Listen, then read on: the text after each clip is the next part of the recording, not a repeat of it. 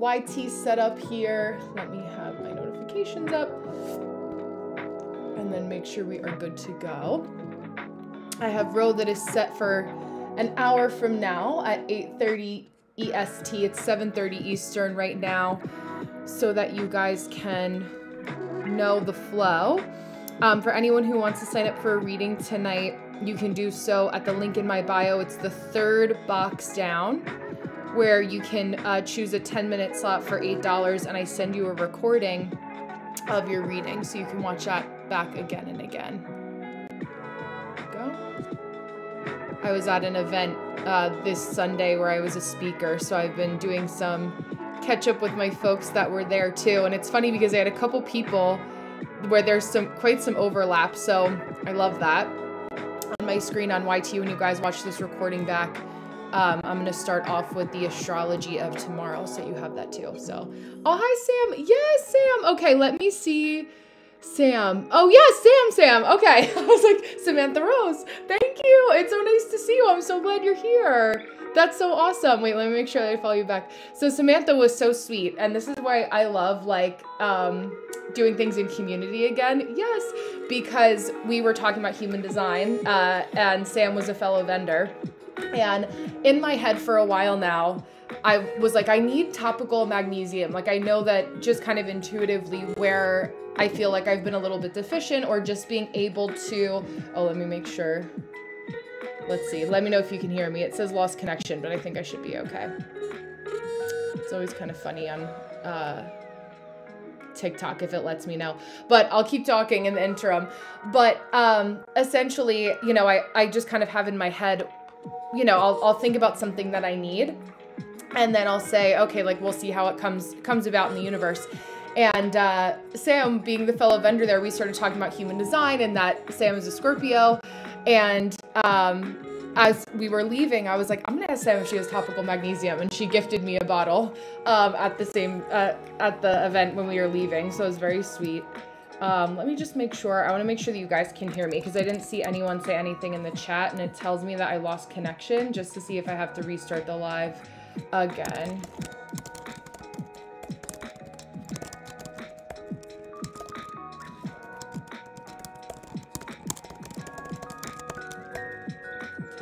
Okay, good. Okay, perfect. Yes, thank you, thank you. Okay, I was gonna enlist my husband. Never mind. They got me. Okay, let me do that. Because Mercury retrograde, not taking any chances today. But yeah, it's been really nice to just start to do like events in community. Thanks, baby. Events in community. Again, and just be out. I have another event that's happening on Friday in South Orange, New Jersey, so I'm excited about that too. Let me do this. So I have my screen up here. Yeah, and then Ro, I have you for 8:30. And make sure I don't talk over anybody. Yeah, I'm not sure yet. I just want to make sure I got a spot. I will send an email or ask when you go live. Okay, perfect. If you want to respond, Ro, if you have a question in mind, if that's helpful, or if you just want to write in the comments when we get closer to your turn, we can do that too. But if you guys have any questions about the transits right now, anything you want me to touch on specifically, in the meantime, I always say that I'm here to talk with you guys, not at you guys. So that can be helpful too. Sam, do you know your human design by chance? Like, have you ever run your chart? Because I know we talked like a little bit about it, but we more so talked about astrology. And I'll be doing intuitive astrology readings on Friday as well, IRL in South Orange. Yeah, that's fine. I'm sure I'll say something that will bring it up, bring something up, right? Hi, Chris, how are you? I know as a projector, you probably, I know. Okay, yeah, I have, if you want to, Sam, I have my free chart generator in my bio, but I can also, because I have your number actually, let me text you the website, and then you can see to kind of have it up as we're talking.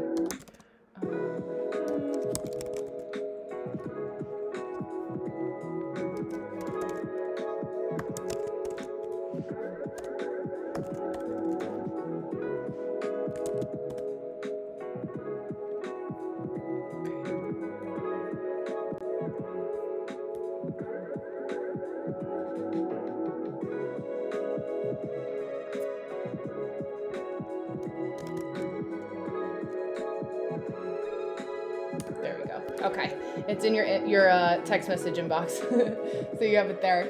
But again, housekeeping before we get into the swing of it. If anyone wants me to do a 10-minute reading for them at $8, the link is on my page. We'll keep chatting in the meantime. I send you a recording of your reading. Yay, okay, awesome.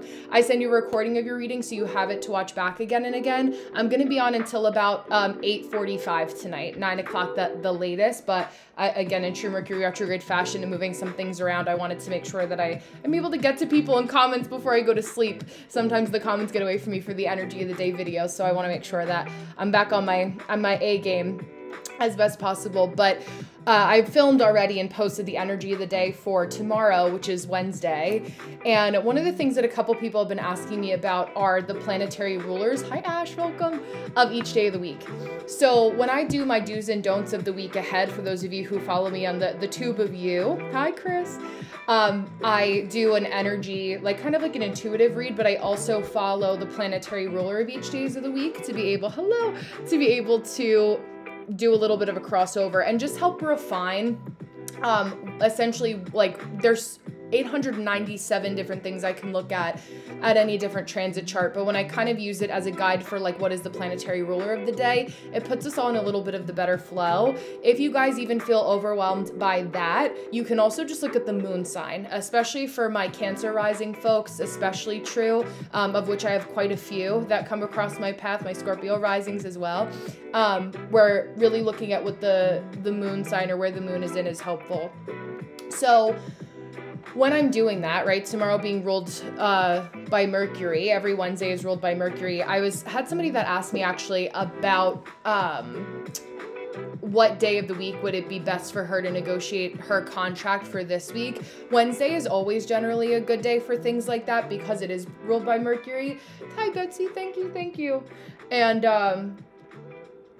essentially because it also gives people 2 days to respond to you before the weekend. If you're working in a 9-to-5 job, once Tuesday rolls around, people have kind of cleared out their inbox. Monday's just like everyone getting in there and it feels a little bit cray. But once you get to Wednesday, it's a good day to just do anything along those lines. But what's interesting about tomorrow is that we have both Mercury and Mars in the same gate placement, in gate 9 in Human Design, in the line of selectivity. And what essentially what that means is that every gate placement in Human Design has a decimal point after it, numbers 1 through 6. And for most of the day, we have it gate 9 in the first line of selectivity. Now, gate 9 is known as the gate of focus. So what's ironic about the gate of focus, when it's retrograde, conjunct our Mars, right, is that it acts the opposite way than it sounds. So when you do have a gate called the gate of focus, for a lot of people, that are very sensitive to the energy, especially my projectors, my manifestors, my reflectors, my non-sacrals, it kind of takes you for a loop because a lot of people are acting or feeling very disoriented. So my beautiful reflector in the crew, it's really noticing like how are people just acting out of alignment in any way, shape, or form. So what I'll actually do, one of the things that I was thinking of doing at the top of the hour here together is reading from the definitive book of Human Design. I have this linked in my bio. It's brennakeely.com/links. You could click on that to get a copy of this if you desire and just kind of like to have it. I refer to it, as you can tell, like hi Katie, my front pages have ripped off and I use it quite often, but I want to go to gate 9. So let's see here. And then a lot of the nodes, I have a couple people, quite a few folks that are between 38 and 43. And a lot of, you have your Uranus opposition. So it's a lot of like, if life has been lifing and you're between those years, it just tracks a lot. So adding this on top of it is kind of like, well, it can't get any worse. So I might as well just lean into it and see where the wind takes me because fuck it. Like life doesn't always go according to plan or where we feel like it's going to go. So for tomorrow, to give you guys kind of an extra added bonus, in addition to what's on my YT, as well as what you'll see in the minute and a half or so that is in the piece of content for tomorrow, is gate 9, the taming of the power of the small, or the gate of focus. So your potential can be fulfilled through detailed attention to all pertinent aspects. This is page 203. I love this. I feel like I'm back in school. I'm a 1-3 profile in Human Design. So I'm like, here's the page, here's the handouts, here's what I've stapled and can send to you. Like I love academia. So gate 9 acts like a funnel, focusing gate 52's enormous power to concentrate on what is meaningful and worthwhile for you. Now, when we go to our, basically our transit chart for the day, if you don't have this channel, or if you don't have gate 52, you're gonna not be as familiar with it, or gate 9, frankly. Sometimes it can kind of throw you for a loop even in that regard as well. So the frequency carried in gate 9 is a diligence for detail, or an ability to focus your energy.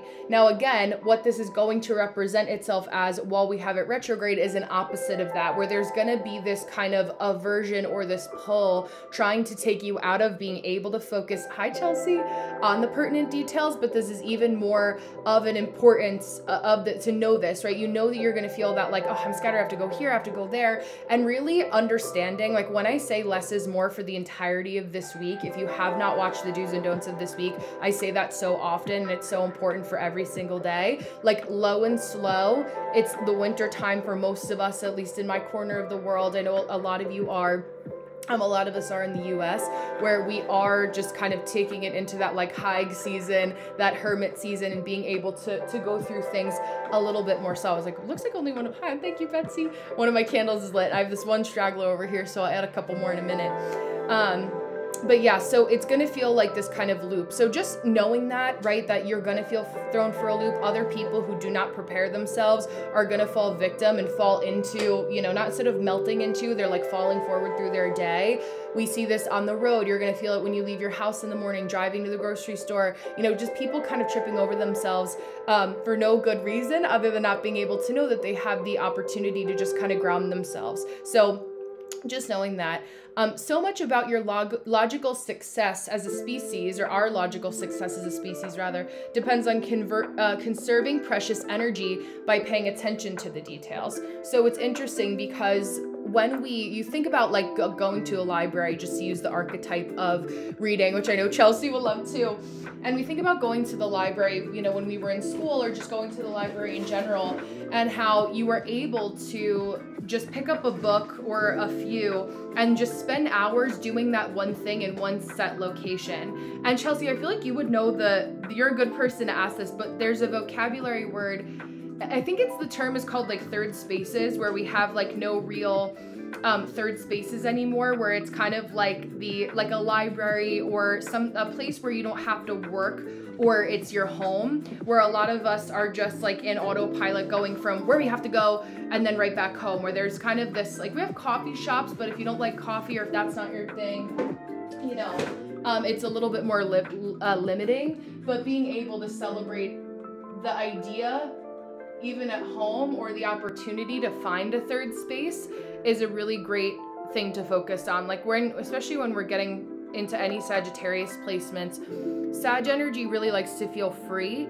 and it likes to be concerned about its own timing. And it was so funny because I read for a projector, a December 5th Sagittarius projector named Barb, who is a massage therapist that did a talk where Sam and I were at the event on Sunday.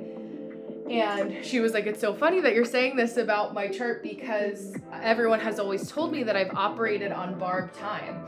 And it's so true for Sagittarius placements too, because it's like they have to know if they want all the invites, but they have to know that the invite that they want to accept is like the perfect opportunity for them. And that this is also that time, not just if you have a Sagittarius placement, but for us to really feel the flow of that energy, because we're all under the stars of this transit and grounding in that. Also, like when you think about planning for the future, you know, and that can be tomorrow, it could be next month, it could be 2026. What are some of the details that would be helpfully like fleshed out now?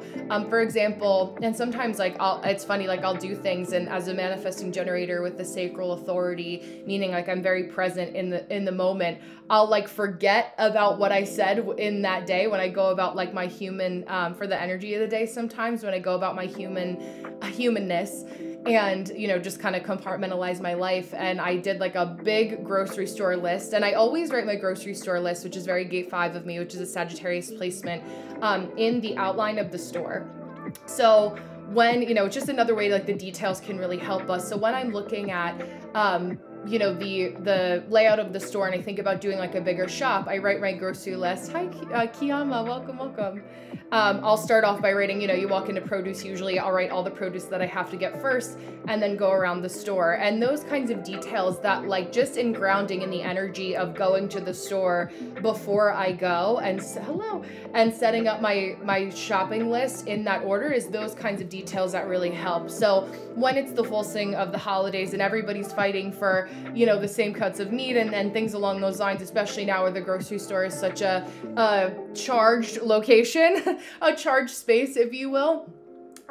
You know, it eliminates any of that kind of friction. So just using your intuitive senses, even in that way for how you navigate the grocery store is really, really, really important. Let me see here. I wonder why.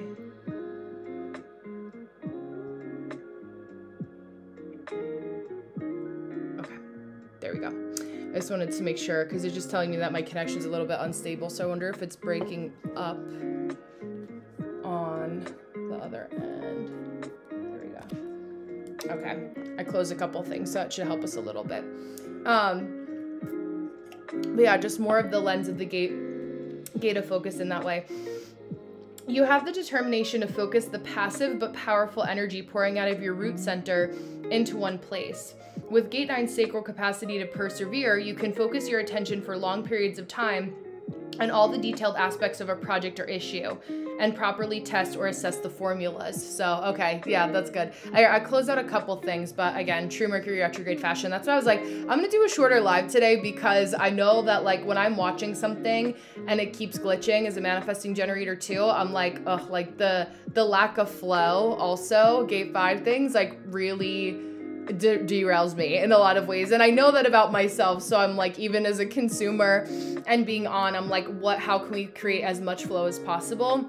While also noticing that this is a time where flow is going to be something we have to fight a little bit harder for in that way. But, you know, we persevere nonetheless. What's interesting about this too is that when people tell me, especially generators or manifesting generators, that they have a hard time focusing on one thing, it's usually because they haven't allowed themselves to give themselves enough data to respond to, because there's so much that falls under the umbrella of a project. So for example, you know, when I'm preparing for an event, like, let's say that I was only going to do in-person events, right? And from the outside, if you're somebody that is just starting off in business and you only start off with in-person events, you're like, oh, hi, Chelsea. That feels limiting. Like maybe that feels like, oh, I'm a little bit restricted. Like I feel like I should be online as well and doing lives as well as in person. And then you start to actually think about what goes into planning, an in-person event. So if you're a manifesting generator or generator, you're feeling a little bit like, oh, I don't want to like feel like I'm boxing myself in too small. It's just a matter of noticing that when you commit to one thing and give yourself a month to try it out, you start to see all of the things that actually go into preparing for an event. For example, right? For me, when I'm going in person to a vendor event, I want to make sure that my table is inviting. So you want to make sure that you have an actual good table that fits the location of the business that you're in. We forget how small tables can get swallowed up really easily in a very big room. So being able to make sure that your marketing and everything that you have on a table draws people in a warm way, especially if you're like me. I'm a caves environment in human design. Hi, Susie, welcome. So I always want to make sure that my booth is cozy. It feels inviting for people to just be able to rest and talk for a little bit because I want to be able to communicate with my people. I have candles lit. I have a little like dried flowers that I'll put. And then also what goes into that is having some iconography for what is appropriate, right? So I'll bring my stack of books. I also have a little, it's upstairs still, with my stuff because I haven't finished fully unpacking from Sunday, but I call it a one sheet. And so basically a one sheet is like a one sheet description where people can kind of read, especially as you're talking to somebody else, that has a QR code on it, it has your social media on it, it just gives people kind of a sense of whatever it is that you are doing or what you're providing for them at that vendor fair. So all that alone takes up a lot of time, especially if you haven't done one before. You need to buy the tablecloth, you need to buy the table, the proper chair that you're going to use. And then what also goes into that, if you're a fellow Gate 5 person, is understanding what the situation is with eating and how you're going to nourish yourself. And I was laughing thinking about this for this weekend. I'm just going to plug in my space heater.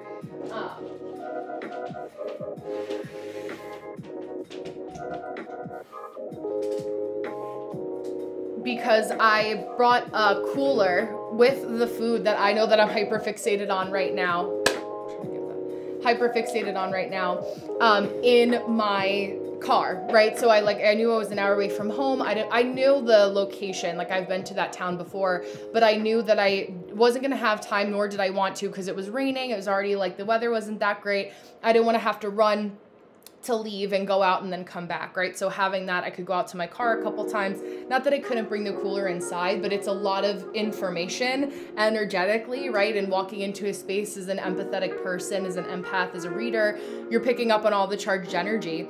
And so, you know, those little things that go into just that experience alone, people don't realize, even as a manifesting generator, that yes, we have a lot of energy, but there's a lot of moving parts that go into making the, what is it called? Like the essence, the environment, the atmosphere feel like it flows, right? And I knew that there were going to be some things that didn't quite go as planned, you know, for more so for the host than it for me, because it was the first day of Mercury retrograde that it was officially happening, and you know, the tail end, or the 29th degree, if you will, of the shadow period before it officially started. But that's, you know, those are the things that kind of go into it. And then you think about, okay, after the event is over, people don't realize that the next day is actually, absolutely, Chelsea, the next day is, I'm just yapping until someone asks me a question or book, so we're just talking in the interim, so always feel free. I always say I'm here to talk with you, not at you.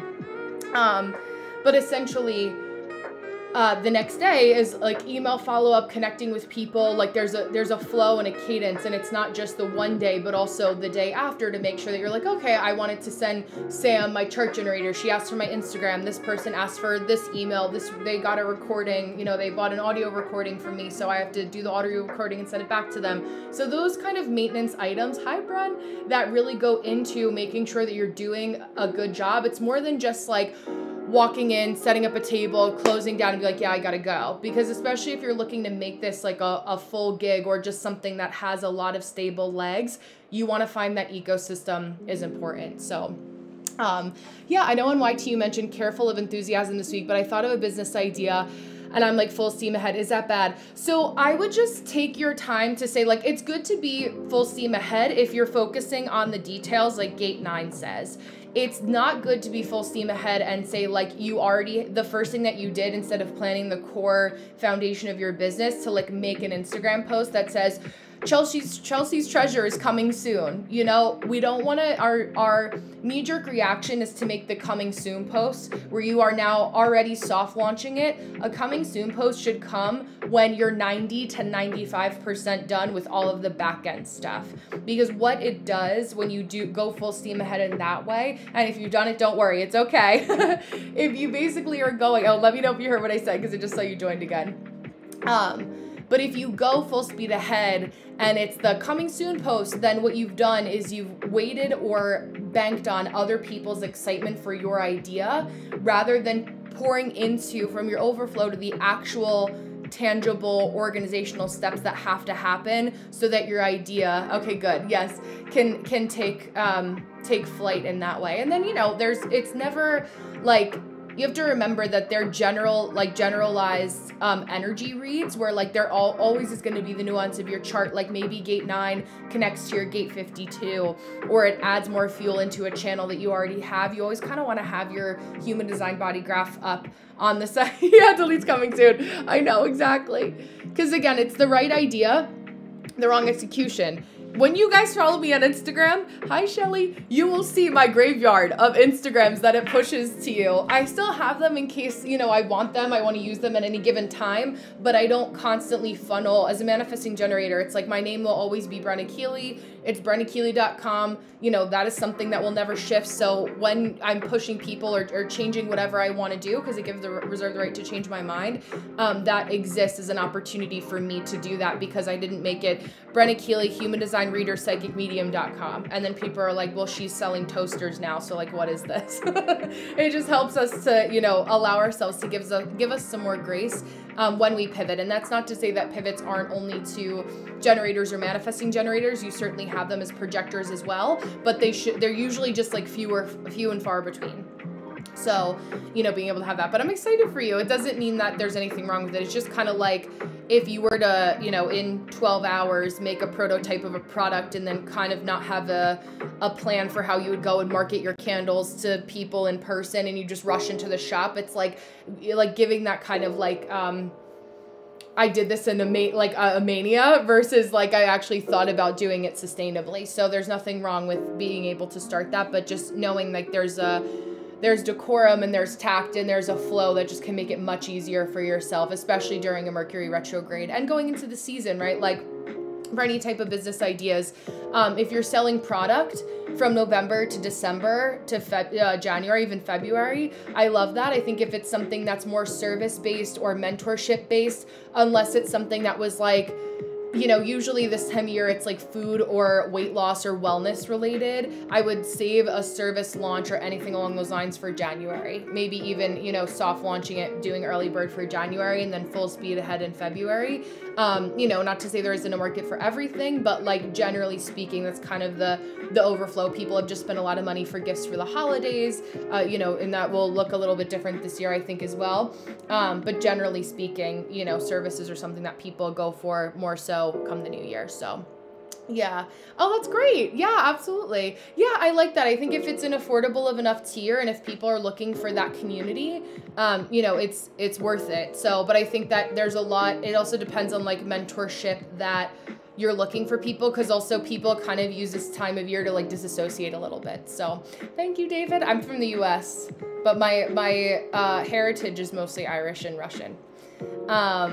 But yeah, so I think it's always worth it to start building the bones, decide like what platform you really would love. I do that in my Patreon too. I started mine in May for my chart specifically as well. So it had good bones too. Yeah, exactly. Mercury, Jupiter, Saturn, Uranus, Neptune retrograde. Exactly. A lot of going back so we could go forward. But if you make that, like because I have the channel of marketing, the 4426 channel. So if you can spin it into something that flows with that, right? It's like there's always something that you can kind of do to workshop it in a way that makes sense. But again, without looking at your chart and looking at the transits and all of that, like I can't confirm nor deny, but just give you more info to make your own best guess and decision on like what feels like it's going to be the best. So yeah, I know. Excuse me. Can someone put me in a medical COMA and wake up in 2026? I know. I mean, honestly, it's going to go fast regardless. That's why like November, it's already the 11th. It will already be New Year's before we know it. You're welcome. I'm excited for you. Congratulations. Well, we say congratulations. We're future thinking here. So it'll be good. I know it'll be good. But I think like, a lot of what I built my business on, and something that I can attest to also as a fellow entrepreneur, is really focusing on the quality of the experience that you give your people, and that becomes the quantity over time. I have a very, I'm thankful, I have a very communicative following here and on all of my platforms through different people in different ways that I connect, because I built it sustainably in a way that grew the container, where I get to know, my regulars and know their orders and know what they usually ask and what they're looking for and what's going to be helpful to them, because we all have a red thread through, our clientele or the people that we're serving in our community, online or in person in some capacity. And looking at that is also really helpful to just kind of see like, okay, this is the data that I'm getting. And I knew it was going to go generally in this direction, but wow, when I actually listen and look at like what's really in front of me, that's so helpful. Yes, once I say that, people always notice it because my cheekbones are high as well, and then my eyes too. But a funny story about that is that because I love talking about genetics, I also love talking about astrological ancestry. I'm going to touch on that in January in Patreon first, so you guys are going to get it there first. But looking at, I have a lot of Aquarius and a lot of Cancer placements in my lineage. But what's funny is that I moved to Pennsylvania, and I now live an hour from where my Irish and then to find out Russian family had immigrated from, because that was a big like coal mining opportunity in the northeast of Pennsylvania. And so what had ended up happening, because my dad is a Virgo, very Virgo sun, Scorpio rising, Leo moon. And he was like Ancestry.com before it was cool. And so he would we went to Ireland. I've been to Ireland 4 times. We like were hunted down our family over there. So I talked to my cousins on WhatsApp and all of that I would never have met otherwise. And my dad found that on my mom's side of the family, when they immigrated, I always knew my great-grandparents as having the last name Jenkins. And my great-grandmother's father actually changed. Yeah, I love that. Oh, it's amazing. See, I need to touch more with my roots, but I do attract a lot of very strong Jewish women and clientele, especially in person, which is really funny. I met quite a few at the event I was at on Sunday, and it's, generally the same area, which is really cool. There's a lot of like Pennsylvania Dutch, German roots, a lot of Russian influence and Polish influence where I live. So we have like authentic delis for all those things. I'm very thankful that even when people hear Pennsylvania, like you don't expect like diversity, and I'm glad we have that in my neighborhood. Hi, Catherine. So long story short, my Jenkins is what we thought my family's maiden name was, and then they changed it. It was actually Vakovich, and my dad found where they immigrated as Vakovich, but then changed it to Jenkins to assimilate to where it was an Irish coal mining town. And my mom, my grandmother, and my great-grandmother all have like jet black hair that got darker as they got older. So I'll be curious to see if I get any darker than this, but we shall see. So it's so cool. I love talking about that stuff though. And I have a lot of water in my family, which is really interesting too. So a lot of mermaid lineage, but yeah. I'm clearly the German attracted to you. Yes, exactly. I know. All of the T's and the F's, right? And the B's too. It's like T, F, B, D. I forget like consonants, I guess. But I know. I love that. I don't think I've ever pronounced your name out loud. I definitely haven't pronounced it out loud, but in my head, I don't think either. I just see the first letter and the last letter, and I know which Chelsea it is, which is so funny. But I think it's really interesting. Like, yes, exactly. There you go, Chelsea. Like how we're woven in that way. And I always think like how funny it would be if like, let's say in Germany. Yeah, that makes sense. Or in Ireland, right? For the Irish that are here, the Russians that are here, like if we connected now, because like way back when, before all of our family immigrated to the US, like if our villages crossed paths, hi Simone, if our villages crossed paths in any way, and then our ancestors knew each other for us to skip 5 generations and come back, I'm like, there has to be some place in time.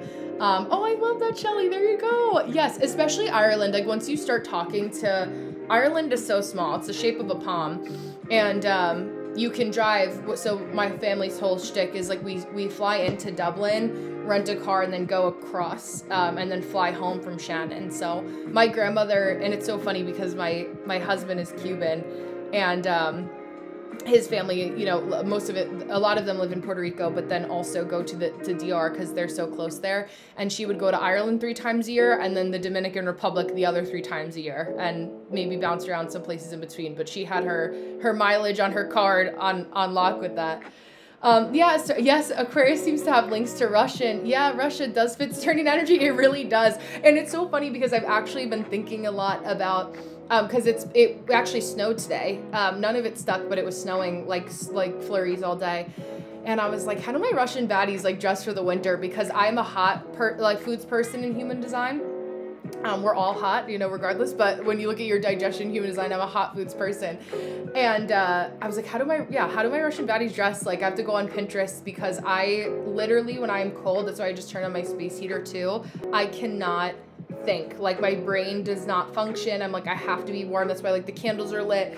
I have 2 space heaters on my little faux fireplace and the one behind me. Like I need the tropical energy. And then my husband is the opposite. So that always works out well. But it's funny, like just even in those little things, like how it plays so well into our design, and how like when we know those little intricacies about ourselves. That was a November training, was about environment and digestion. I went over all of the environments and all the digestion in human design and put that in one video. Because going into the holidays, like it's just good to know, like, eating for your body and what feels comfortable. Of course I have to do my little, not medical advice, disclaimer, but, you know, it just makes you feel less weird about like, why don't I like when my back is towards the door? Oh, I'm a caves person. Of course I don't like when I feel like I can't see who's walking in behind me. You guys would laugh if you saw me at the event, because I knew even before I was told where I was gonna sit, because like as a caves person, like it just kind of naturally, when you know your energy so well, the world really does meet to shift you when you're strong in your boundaries and your preferences. And you walk in the door, and I was like the farthest to the left at the head of the room, and my back was to the wall so I could see the entirety of the place. So that's like, I'm so passionate about teaching people about their environment and their digestion too, because those are two things that are like seem so little and insignificant at the bottom of your chart when you focus on our energy type or our sun sign so quickly. But when you're really looking at like your 4th house or your environment in human design, that's where there's a lot of good juicy details for like how you can just feel like truly nourished and comfortable, especially if you're looking to feel, you know, a little bit more grounded in some new spaces, or if you feel nervous in any capacity.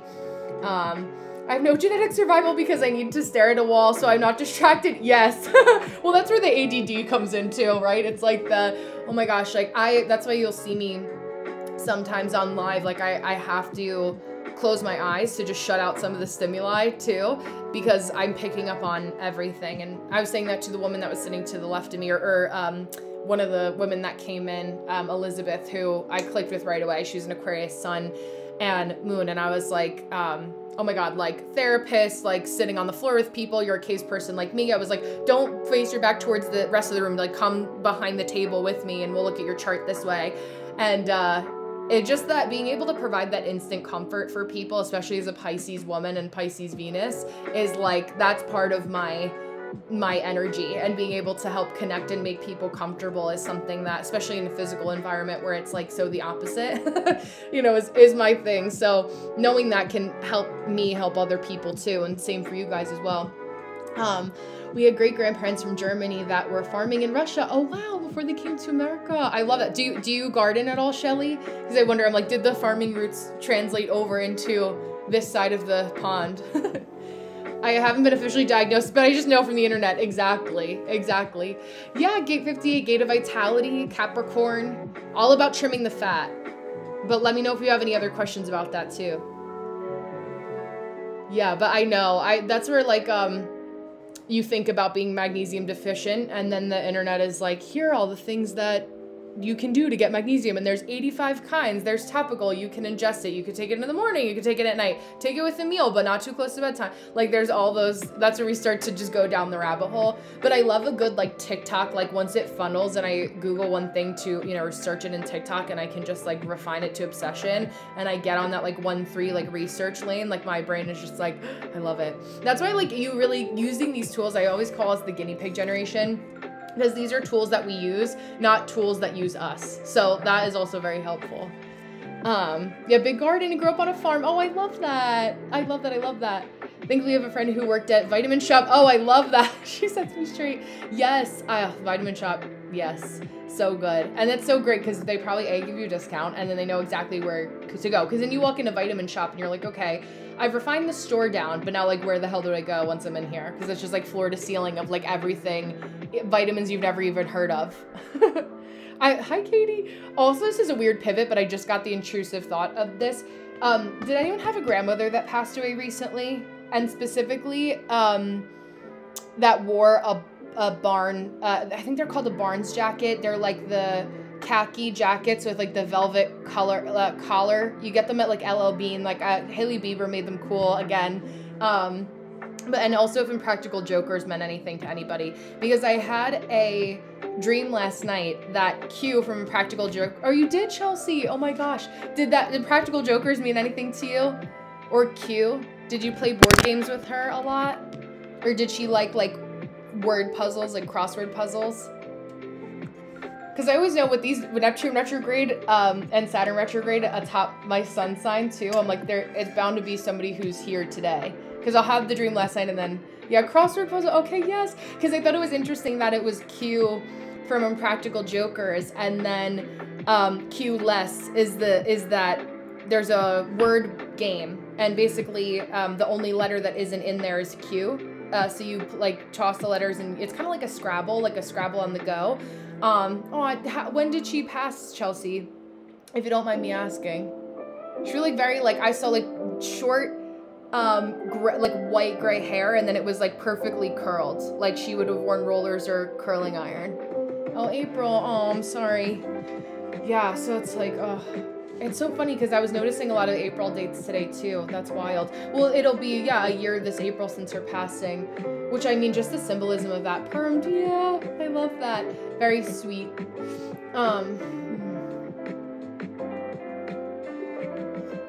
It's so interesting because I feel like that a lot of the women that I attract to, like there's something about, for myself as well, but I feel like this resonates with you also about carrying on the legacy of things that she couldn't do, or like the women in your family historically couldn't do, like the concept of working online in any capacity or creating like an in-person or online community where mentorship is also offered, like that just didn't really exist as a possibility to kind of take them out of the environment. Almost like for our grandmother's generation, they were locked into the address that they were. Oh yeah, oh same for me too. Yeah, okay, yeah. And this is your placement too. Yes, South Node Cancer. That's so interesting. Yeah. So, did it kind of like skip a generation where you didn't get along with your mom, but you got along with your grandmother, or did she take care of you?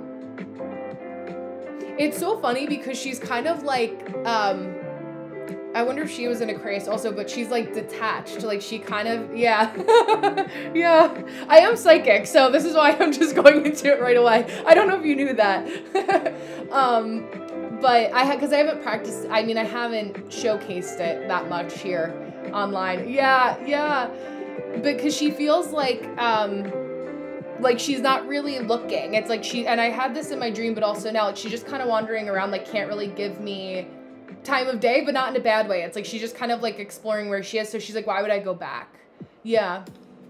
Oh, I loved your grandma. Yeah. I mean, especially with your South Node in Cancer. Cancer also rules the mom. Did she have breast cancer or some kind of cancer? Or like pathogen specifically is the word. I'm also drinking ginger ale, which is like, I feel like very, the Olipop version, which is very grandma coded. Ginger ale and saltines. And see what else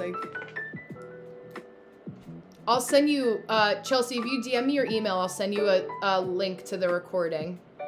We're at about 40 minutes here. I know about my mother and other grandmas. Oh, wow. Yeah. Oh my gosh. Yeah. It's weird because what is the word? Now I have to look it up. The word pathogen.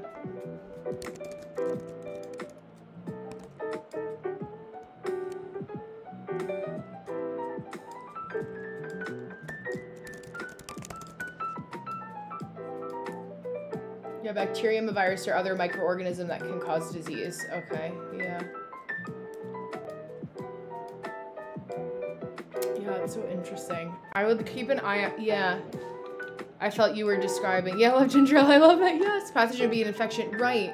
A pneumonia. Yeah, I felt like that's so crazy. I can't believe you're saying that. Because I was saying to my husband, I was like, I have a little like itch in my throat. That's why I'm drinking ginger, because I was like, I just wanted a little bit of and it's flavored with natural things. So it's not like, here's ginger and then, you know, all the artificial corn syrup. But yeah, because pneumonia will sit right in your, it's like bronchitis, like right in your bronchial tubes, I believe.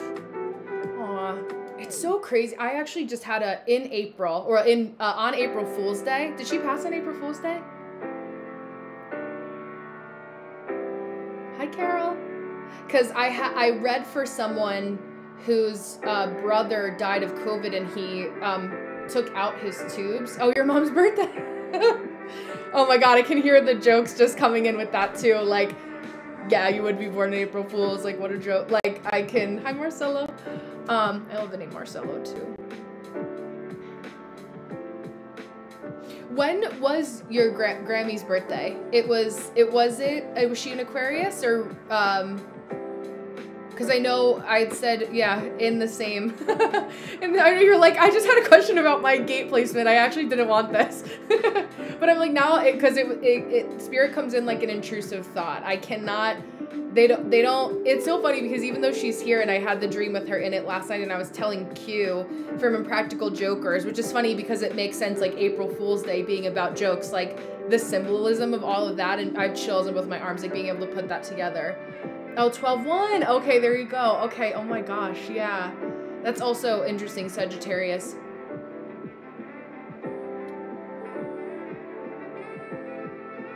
Yeah, I just feel to say that, like, you don't really have to worry about her, and I don't know if that makes sense to even say that too, because you're like, yeah, of course, but like, she just is doing her own thing, like, very just mesmerized by, like, almost like she's shopping on, what is there's a street in London called, like, Piccadilly Road, or, like, something along, like, London also feels relevant. I don't know why, but, like, she just feels very, like she's just like this with her little purse, you know, in her jacket, like her Grammy jacket, like watching everything that's new and like still kind of like getting like, wow, this is not what I expected, but in the best way, like very mesmerized and just happy and content. Very content. Yeah, very persistent. It's true. Yeah. Like, and I feel like it's even just consoling the fact that, like, when we do transition, it is just a transition of form. It's not something that feels like, even when we do, because I have had people like that April Fool's reading that I did, I was sitting in the back of a lift in New Orleans, which of course, and people who do pass from violent sort of deaths don't feel that violence in the end. So just knowing that, and that's probably relevant for more than just you tonight, but like knowing that even if anyone has felt like a fear of passing recently, there's not, and you don't have to worry about it feeling like you feeling the effects. Hi April, welcome. All the April. Anybody else April too? Yeah, I've heard that many times. Yeah, absolutely. It's like we just, no matter how you pass, it immediately goes into a peaceful transition. Yeah, exactly. Because the soul doesn't want to know suffering. I really feel like in all of the readings that I've done, and I've been intuitive my whole life. Yeah, Shelly. Yes, absolutely. From your mouth to God's ears, right? Yeah. I know it feels like, just like you kind of have had to claw your way a lot, Chelsea. Oh my gosh, Ro, your brother too. Were you close, like twins? Or were you a twin with him? Aw. So apparently your brother, we'll pivot into your reading also. Because I'll start Ro officially in 10 minutes, but April, yeah. Aw, 8th house Pluto Scorpio, yeah. Yeah, so you and I know we're not that far in age. I'm a 94 baby. Yeah.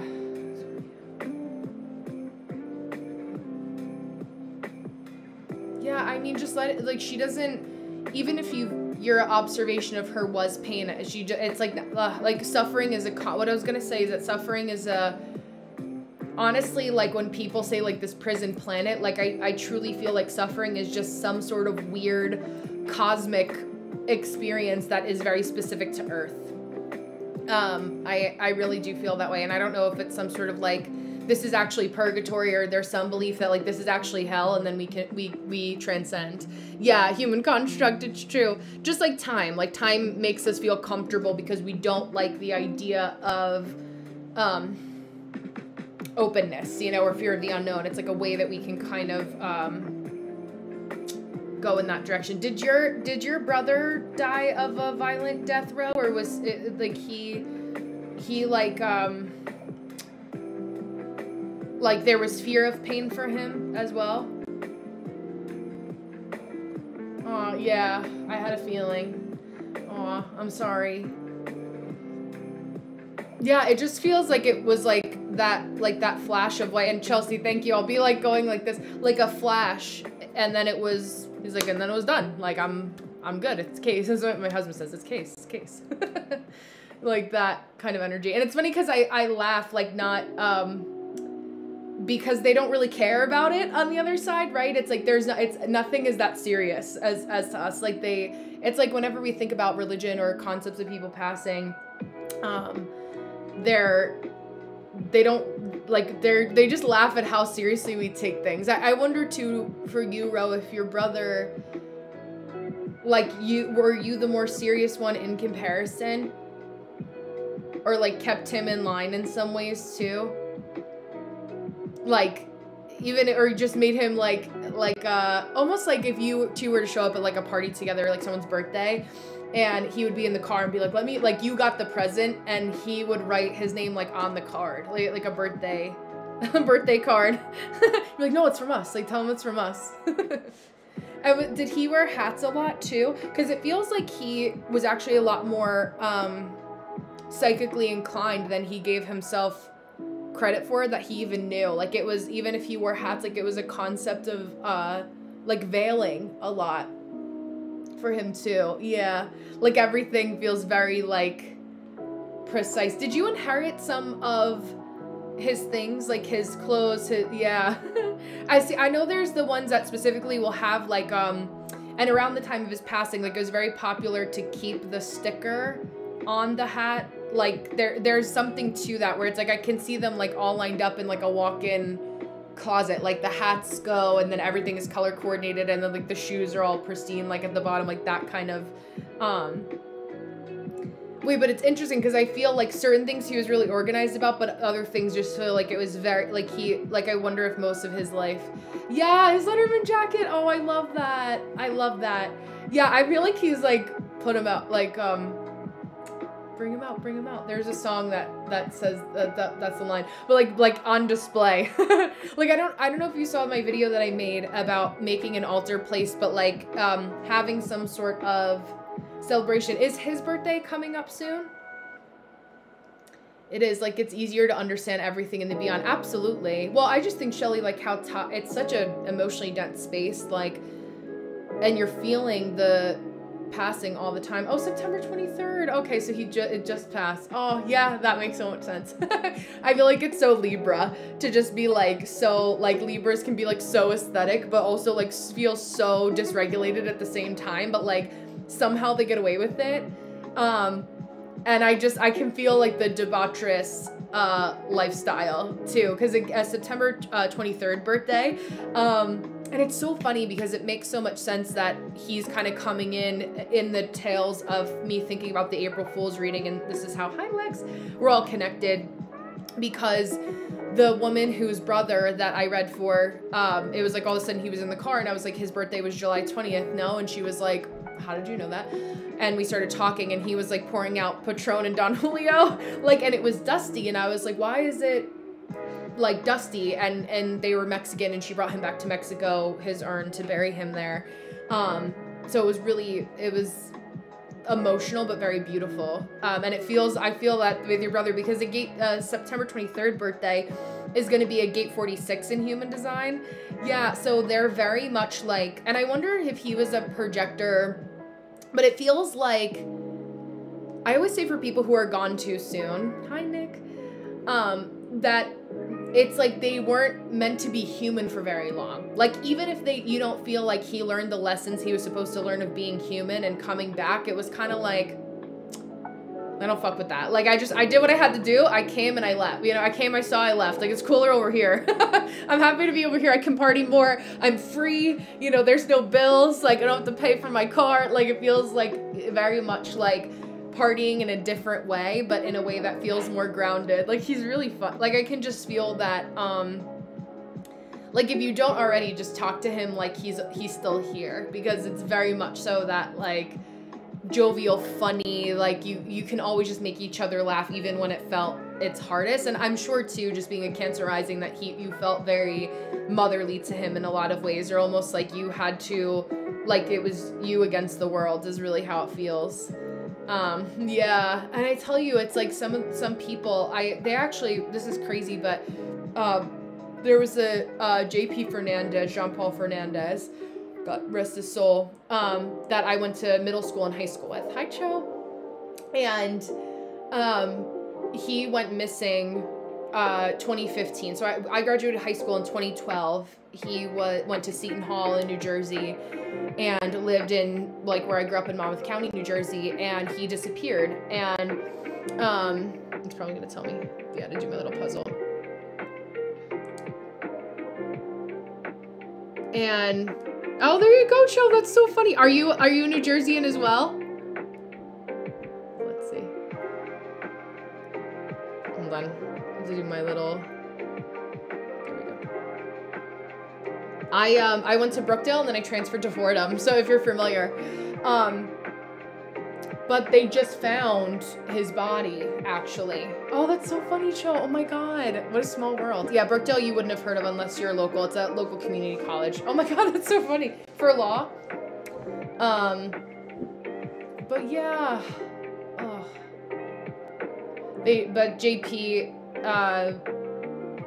it was so crazy because like, he was bullied so horribly in school, and I didn't know, like I think about writing a letter to his parents, actually, to his mom and his sister specifically, are the ones that I know in passing or just through social media, really. And I just remember sitting in my senior year English class and how he was just always like smiling and laughing regardless. And my point in saying that is, because like some of the people that are so full of life are the ones that leave us so early, because sometimes it takes us 85 years to get to that point, and sometimes it takes people, 85 months to get to that expression of joy. And it's weird because I don't know why, like I'm still human, although I can speak to spirit, I don't have all of the answers, but just being able to have that line of communication open and have that, we all have that ability to talk to our loved ones that are on the other side. I mean, I always feel like when Spirit's here, I just feel like your brother's like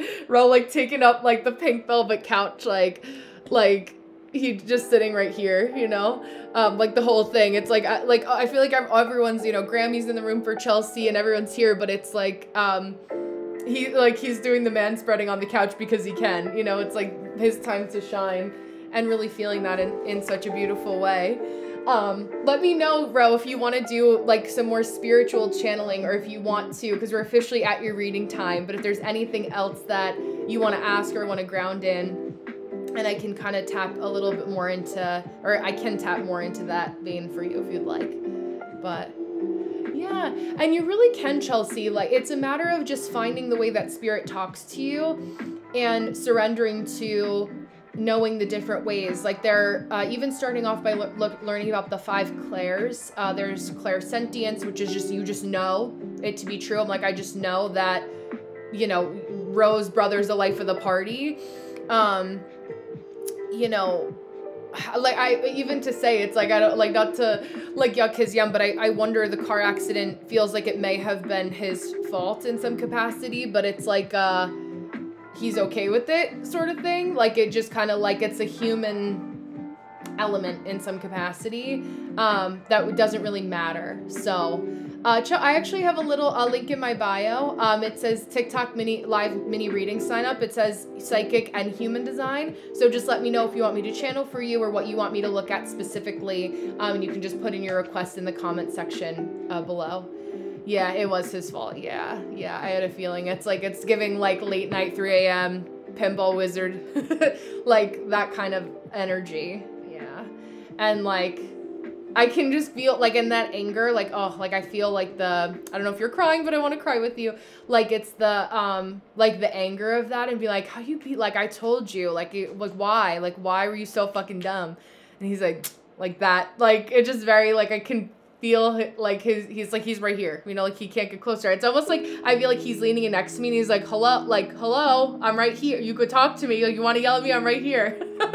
Like that, even though it's very emotional and very intense, it's that, just kind of, like play shadow boxing with you in a lot of ways. And I would be curious to know, like, if he has come to you in dreams. And yeah, please notify my parents at 5 a.m. Yeah, oh my gosh, I know. It's like the worst possible call to get at 5 o'clock in the morning. But yeah, I felt that. It's funny because I pictured, because what'll happen too, and this is just good for all of you guys to know, when you're thinking about channeling, that he's like, still talk about me, hello, I'm still here. You want to waste my time? Places to go, people to see.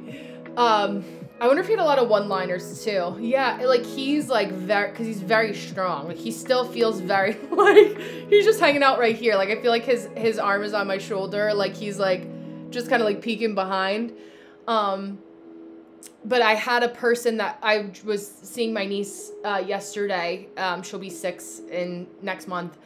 And there was a guy that was pinball wizarding. Me too, bro. I'm so happy. Pinball wizarding through the streets. And then when I was driving to Long Island, September now, I'm like, when was that? Fall to winter is always a blur. There was also I knew it was a fatality. It's like you couldn't even know what you were looking at with the car. So I got those visuals of things that I had seen in my memory to know that that's Rose's brother's way of telling me that that's how he passed. And that it was like, it's right, actually where the car accident was, and this would be funny if this is where he was coming from, even more so, but it was, the car accident was right across from the Satin Dolls, which is the real name of the Bada Bing, which is the strip club from The Sopranos. So, you know, if he was out late at night, you know, there's a handful of places. It's either a house party, a bar, a club, or the strip, you know? So it's like we're maybe all of the above.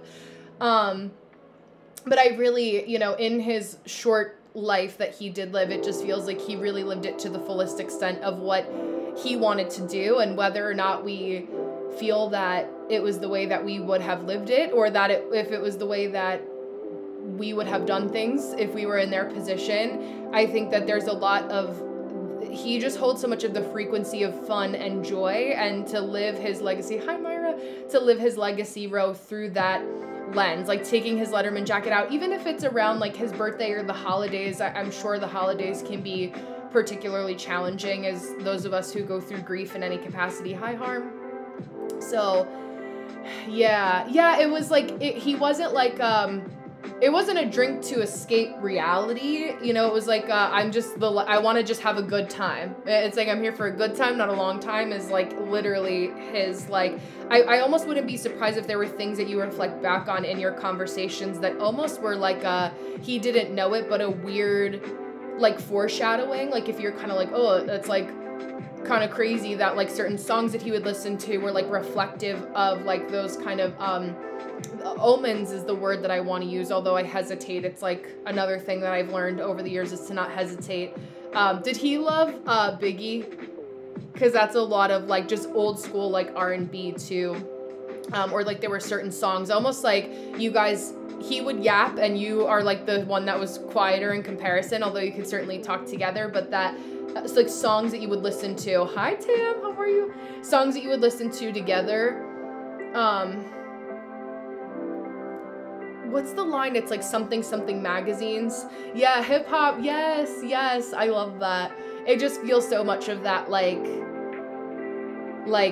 just very sultry in his personality, very suave, like very just like had that energy. Yeah, absolutely. It feels like when you miss him, or just like he'll send you, there's a clairaudience is kind of similar. It's like certain words, like I feel also the somatics too, like when it's somebody else's spirit or it's very powerful, it's the weird angles that they come through my head. I think I have 2 more spots open, Tam. If not, I can open up a little longer for you too. I'd say till like 9:15, but there should be a couple. But your brother comes through like sharp at an angle. Hi, Noelle. Sharp at an angle. Hi, it's so perfect. I'm doing a psychic mediumship right now too. I'm talking to Rose's brother, who's right here. He's right here with us right now. The color green, like this color green also comes up a lot too for him. Like that's like a New York Jets hat, like that color green. I wonder if his Letterman jacket is green, like green and white. It's like the sleeves are white is what I picture, like leather. And that, like, I wonder, like, the colors of it, too. But green has been a big frequency recently, too. Yeah, I know, the satellite is very strong today. Look, it's 3i Atlas coming in. But for you, Ro, like, just being able to celebrate, orange and black. Oh, that's so fun. Those are my high school colors, too. So that's funny, talking about JP also. When we were the Lions, the Lions were the, what's it called, mascot, too. So that's so funny. Halloween colors. But I love that. Yeah, it just feels like he you know, he wants you to not forget about him. And I think that what we can do with grief sometimes is that it's so painful to remember until we get out of that hurdle of making it, like we just have to make it normal. You know, like my little altar space, I have a picture of myself and my grandmother, and I'll shift some pictures around, and you know, little other altar spaces, and altar spaces, it can be such a charged word, but also just like pictures of your loved ones. Like hi Liliana, thank you. We all, you know, can set up just a little homage or an ofrenda, you know, a little bit of a section for our loved ones. And just like really being able to like say his name out loud and connect with him, and just like very much so gone but not forgotten. Do you have shirts, like did you make shirts with his face on them when he passed, or I feel like there was a lot, it's weird, I want to say a lot that was done, but a lot that could have been done. Yeah, I wonder what like a quote, if there was a quote, or if he had a tattoo here, like across his collarbone. It's so funny because I want to say tattoo, but then I'm also like either he had them, or like I'm too pretty for that kind of energy also. Like I wonder what way it kind of shifted. Oh yeah, I love that, Chelsea, especially for you too, because it's like grounding in your parental energy, and at North Node in Capricorn too. Absolutely. Like it's like they gave you structure to your life. But yeah, Ro, I just think like keeping his memory alive, and then I'll pivot to beautiful Noel in a minute. See, send you coins. Yeah, his face, and and in memory of it was on top. Oh, I love that. Yeah, he liked the picture. Whatever picture you chose, he's like, damn, I look good. Like he's just like that. Like I feel like we all know somebody that's kind of like your brother, but then he's also like, doesn't want me to say it. He's like, no, but there's only one. There's really only one of me. There's only one. Like, what do you mean? Which I love. Like, just very sweet, very fun, like very, yeah, life of the party. Are you like, do you look out your window a lot and think of him? Yeah, it's his most handsome picture. Yeah, he's like, you did good. You did good, sis. You did good. I just see like a apartment complex and like a second floor couch, maybe gray or tan against the window, and like looking out like at a sunset and kind of like thinking of him too, or like there's a certain time of day or something that he liked to do, like something with the like sunset hours, that feels like there's some sort of connection, or like maybe there's a certain time that you feel him. Oh, in Daytona, yes. Oh my gosh, I've been to Daytona once for Jeep Beach, which is funny because cars too.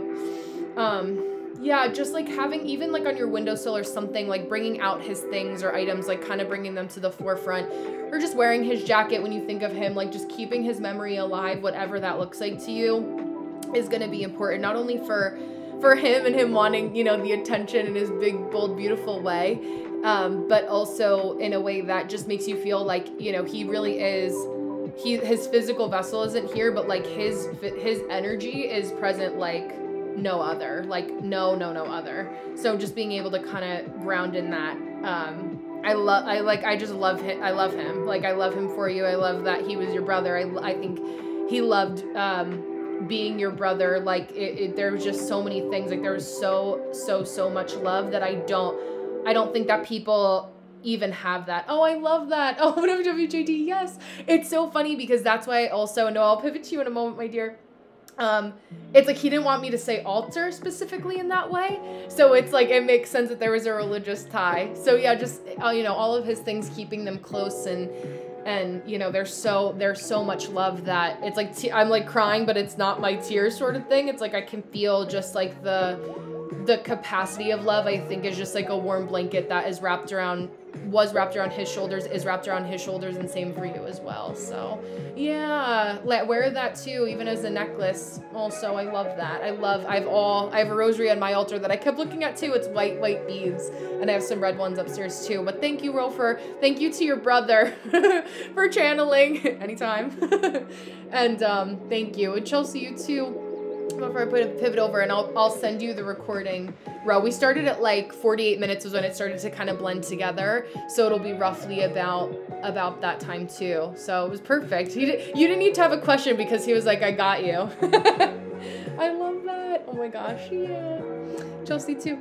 Oh, there we go. Oh, Rogers. I didn't even see this, but this also feels appropriate. Like, I know Rogers was saying it, you know, not in the best way, but like that just feels appropriate. So I'd be curious to John 8:32 if there's something, Ro, for your brother that was there as well, or the number 6. Imagine his name was Roger. That would be kind of crazy.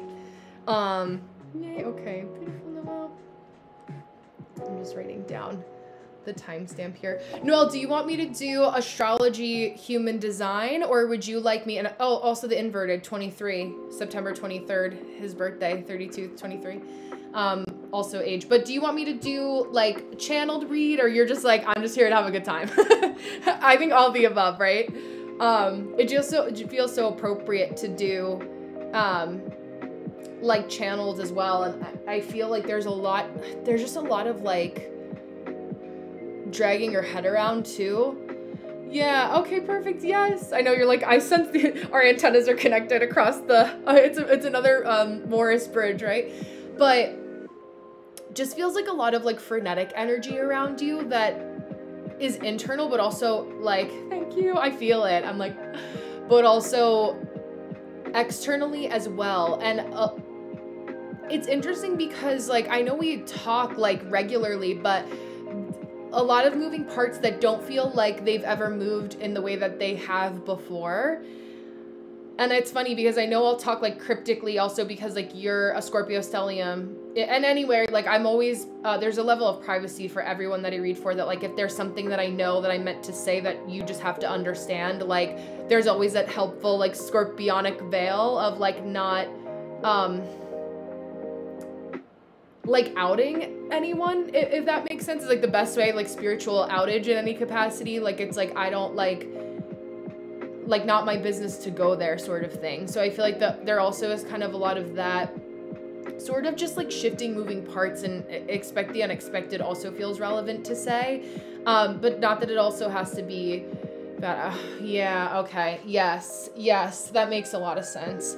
And I think they're like just even internalizing like where it feels like it's dragging, I say dragging, hi Leah, dragging your head around, but where it's dragging your throat around, like where does it feel like there's like this pull, because I just feel like there's a lot of imbalance around you all the time, and it's crass to say, but it's almost like, oh my god, burp of affirmation, it's also this, but like if you sit in shit, you start to smell. And that's what it felt like with this connection, like not even being aware, because you are able to just like a mesh in Scorpio Venus fashion, like with the other, that you're like, oh, like I thought I was going about this the right way, but like where did I also contribute to a narrative that's like almost like it feels like a self-fulfilling prophecy. Like I know when we were mentioning about how in your astrology that there's this aspect of like eventually becoming like the villain, and I know that that's historically been true, but I feel like also with writing out this connection that doesn't have to be true. Oh wow, I love that. Thank you for saying that. Literally word for word when I was journaling out. Thank you for saying that. It's like with writing out this connection, like it won't happen again. And I love that about your chart, and also being a beautiful Capricorn moon, like there's this finality with like once you put a name to it, it doesn't repeat itself. Like the cycle does not repeat. It's like, you know, cannot compute anymore, and it'll just transition forward in the way that it's supposed to. Yeah, exactly. And I think like my thinking also, and like why there's also a lot of people who misjudge early, is that if we look on like, you know, the femme fatale kind of rhetoric, or yeah, exactly, I love that, like the rhetoric on a For You page, and it's like when women want to get close to you, they'll like love bomb you up front, and then they'll shower you with gifts, and then they'll be there for you, and then they'll turn and they'll be like, oh, so what about you and your relationship? Because they're trying to get intel. people are mistaking you with that kind of energy, where it's like, once they kind of are like, they don't believe that people can be so nice, because you're attracting a lot of people that have been very void. And I think a lot of this stems from what keeps coming up again is like mother wound on mother wound on mother wound on mother wound, where it's like, where is that, hi Orion, where is that balance on both sides, where it's like, yes, I've also been in a mother wound position, but also like, where have I kind of been attracting that as almost like a trauma bond, and then playing out some weird like dynamic in that way that actually isn't conducive to my success for where I'm going. Like I'm nurturing, but I'm not a mom. You know, like I'm nurturing, but I don't actually have like my children. So like, I don't have to get into that dynamic of being like, it's fun, like we accept the love we think we deserve is what I also heard, but I don't feel like that applies to you, but rather who you are. Yeah, exactly. And I think just kind of like releasing it, it almost feels like, because I know so much water, but like water has wiped the slate clean of its own right.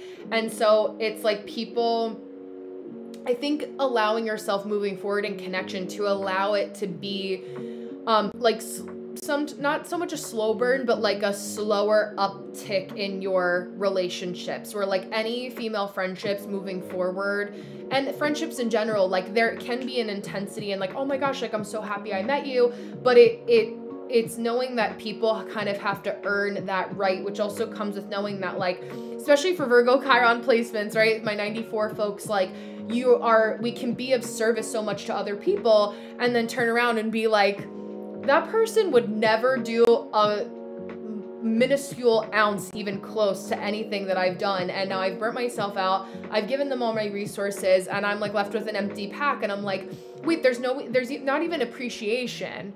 Exactly. And I think like with our Saturn return, you know, just affirming a lot of the things that we talked about, there's this anchoring in of like not letting it repeat itself again. And I think there's even more so like ways that this will be reflected in your own home, with the shared portal doorway on the other side, even if it's not felt. It's like there's going to be a new metamorphosis in a way that's probably going to, you know, like tentacles feels like the word, but like the Kraken. But like when people know that they're being cast out and there's like a death rattle, or like, let me just put you thought the Kraken was gone and like the 9th octopus leg like came out, and then you're like, no. And then it like, you know, I think like a Pirates of the Caribbean, which has been coming up a lot, Turks and Caicos, like St. Lucia, like a lot of Caribbean places. Maybe that just is like referencing back to Hawaii for you too. Yeah, I think that there's a lot more to the mother dynamic than may be available right now. And not to shut that door so harshly. I think it's just a matter of like what you're just energetically capable of, like, then you're capable of all of it. But I think just so that like the universe is like, hey, we just gave you a lot, A+ on the homework, like we're not going to make you take the SATs again right now. Like, let there be a little bit of a timeline where we can just ground in anchoring this part in, and then there's more that will come to the surface a little bit later, but when you're able to handle it. Yeah, a little creep, but I'm totally held in my own vibration. Yeah, exactly. I love that. Exactly. We have limits as humans here, even if we're divine and limitless. Absolutely. Because it's like, there's no, like, why are you running? Why are you rushing? It's like the gate 48, especially during a gate 48 cycle, really wants to rush the process. But that's why, like, I was saying, like, when we were first, like, getting to know each other, and I was like, listen, like, there's containers where it's very serious, and then I will like peter out and I go, it's like a wave with my friends, right? Where I'm like, it's the intensity and then I disperse, and then the intensity and then I disperse, and it's not like a hard stop. But I think just giving more, any relationship that has longevity goes through its seasons. And I think seeing that and noticing that there are different ways, especially as an extrovert, especially as a Leo rising, that like you don't have to panic now with the new relationships that you're growing into, because the lulls are opportunities for you to also get back and receive, be in receptive mode, instead of going around and being like, who's the, you know, what does this person need and this friendship need, and what are they asking me? Even because now there's like been times where the people you've attracted have reached out to you when you have an opportunity for a lull. Exactly. Like, I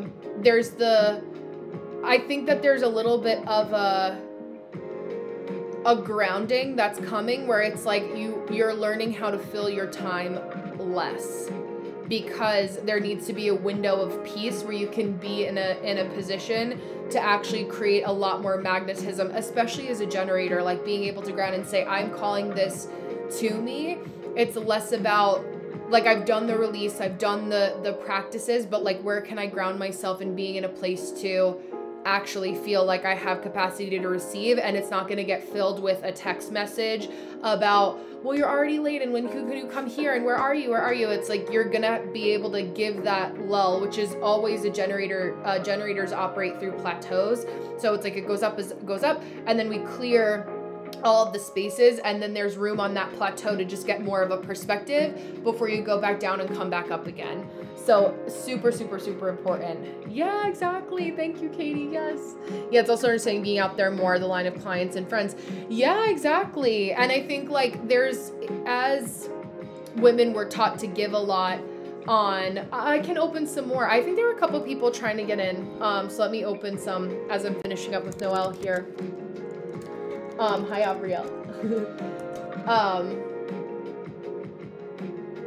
But yeah, it feels like you're just like, I mean, I know just in the generator perspective, like, you know, if I am compartmentalizing, which isn't really a thing, my psychic box, like you're just need to sit longer in the generator plateau, that I feel like your nervous system hasn't been allowed to like not play soccer and not do this and not have it's been so much of that, and you can enjoy those things.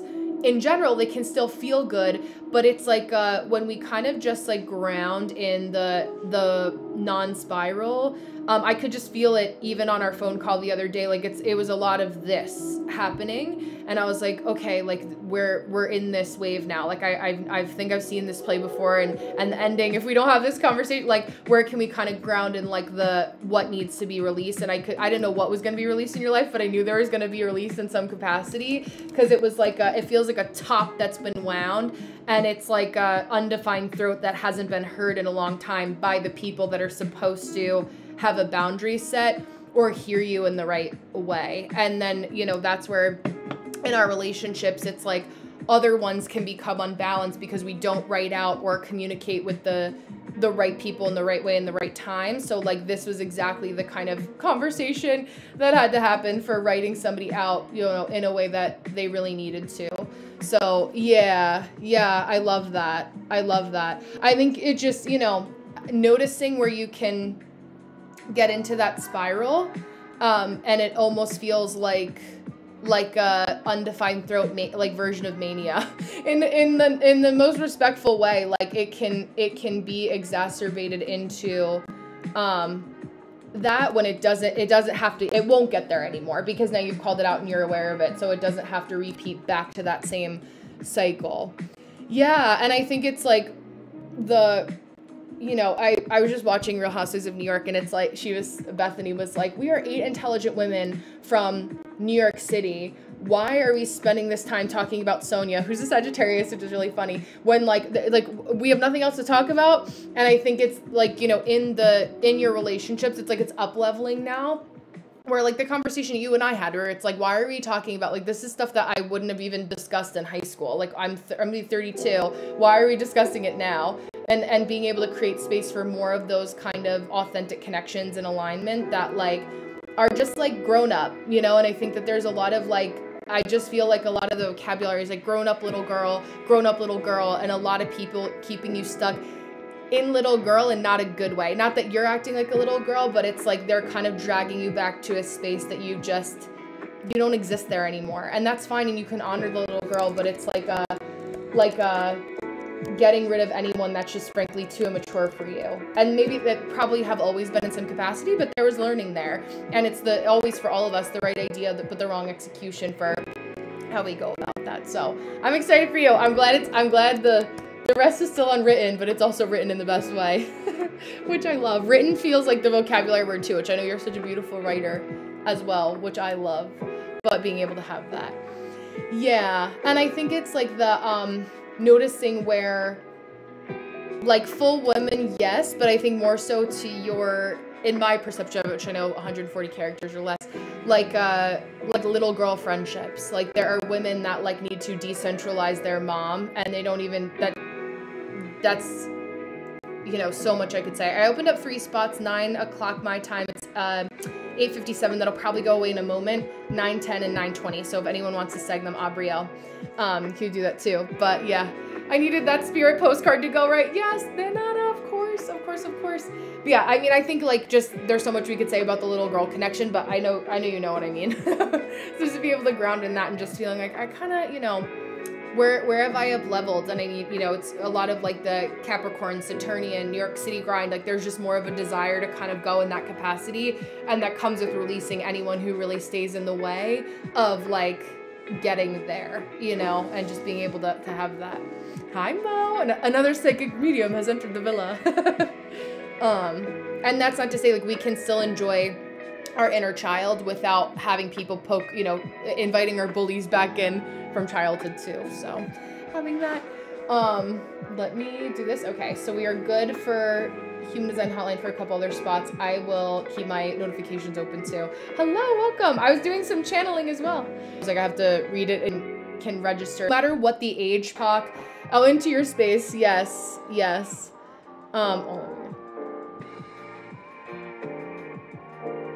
Like, I don't know. I was telling the story about being in, nice to Chelsea, yeah.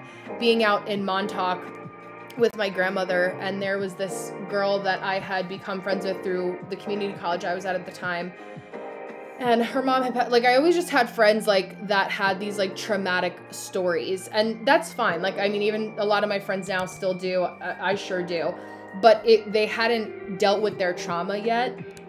And so this friend, you know, all expenses paid, Montauk, like, you know, my grandmother took us out to the end and we were doing all this stuff. And we were doing all this stuff. We were only there for 3 days and 2 nights. And I was like, she really wanted to go to, I think it's called like the beach club or something like that. And we were like 19 at the time, you know, no fake IDs or anything like that. And that just wasn't, I'm like, I'm with my grandparents. Like, this is not like the time to, you know, make it something that it doesn't have to be. We're not away at school. Hi, Tara. Like, this doesn't have to be that. And, oh, sounds good, Chelsea. Do you want me to channel for you or bring up your chart? Let me know. Because I'll need your location and time if you want me to pull up your chart. But my point in saying this for Noelle, for you as well, is that, like, it's like people just in your life, like, not being able to read the room, because there's always, it's like always having this weird kind of like, almost like all of your female relationships has had some sort of hierarchy to date, where it's like, there can be moments of that, but like, where can there be more, like, where is there maybe more equilibrium that can happen instead? And like, I have felt like historically, because of my relationship with my mom, that in all of my female friendships, I was doing a lot of heavy lifting in the relationship, where it was like too much of a gap. And it's like, there's a level of like, if I have to set this boundary with you, we can't be friends anymore, because somebody that was at my level wouldn't have to be told that, because their life experience and them dealing with their trauma would have just made it known that, like, this is just where people are at who have matured to this lens. So, you know, I know, I feel like so much of us have dealt with that too. Yeah, Tam, okay, so Tam booked for 9 and then Chelsea's at 9:10. Okay, beautiful. But yeah, it just felt important for me to say that for Noelle, but for all of us here that just have dealt with complex relationships with our feminine energy, you know, female relationships in our life. Chelsea, I'm sure you are of no exception in a lot of those ways. But, you know, a lot of that energy just coming through for a lot of, like, really understanding what decentralizing the mom looks like as well. So being able to lean into that is important. But yeah, so as I pivot over officially to beautiful Tam, as we're looking here, we are at the 128.55 for Tam, and then we will pivot over to Chelsea. And then Abrielle, I think, will be the last there. So yeah, I've got a bit of life going on right now. I'm comfortable with where your flow leads. Oh, okay, perfect. I feel like there's almost like some sort of like guilt, I want to say, about where you're at right now, Tam. Like there's like a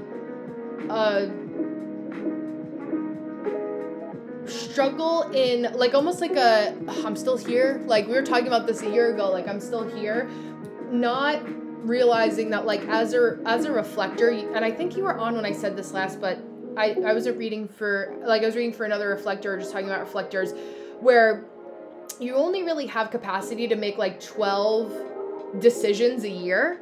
And when you put it into that perspective, you're like, damn, like that's not a lot.